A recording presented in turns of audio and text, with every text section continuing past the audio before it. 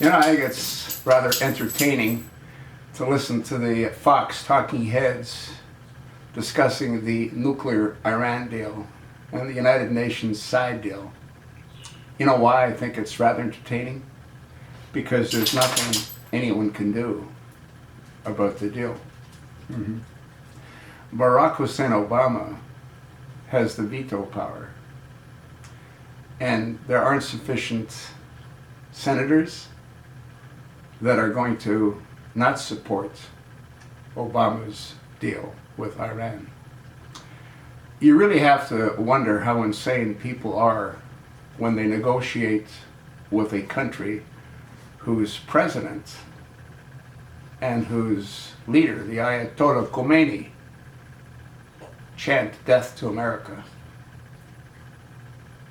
And at the same time, they're giving them a blank check to do whatever they wish to do. To have a side deal by the United Nations where Iran can inspect itself is almost as insane as allowing the chosen one to continue playing president when he was never eligible to play president. It's just unbelievable how the media keeps talking about things that they have no control over. There's no doubt that the Iranian deal will be solidified, if you can even call it a deal.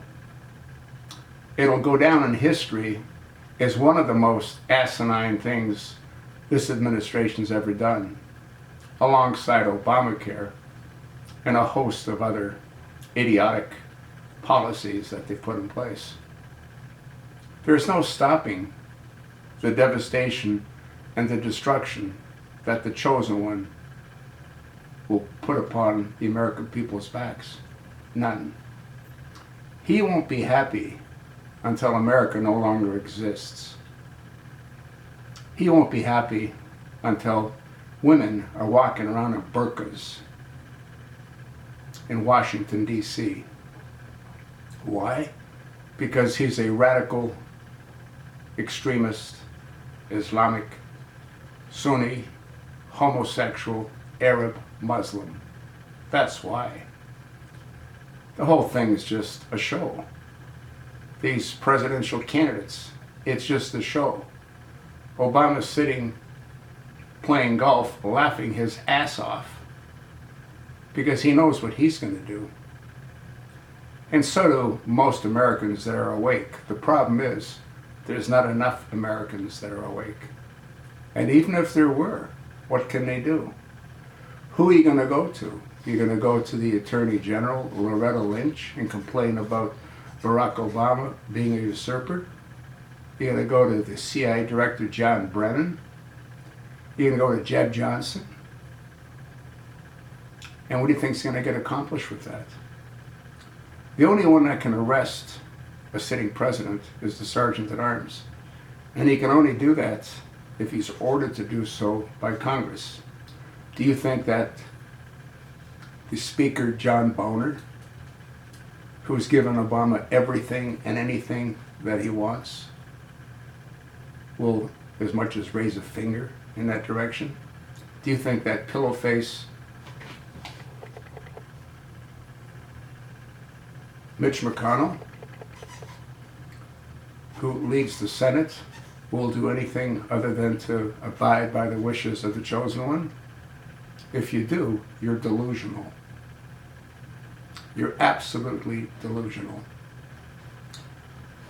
For the United States to get involved in a deal as asinine as they've gotten involved in shows how they're all criminally complicit. Secretary of State John Kerry negotiated with his son-in-law's best man for 2 years.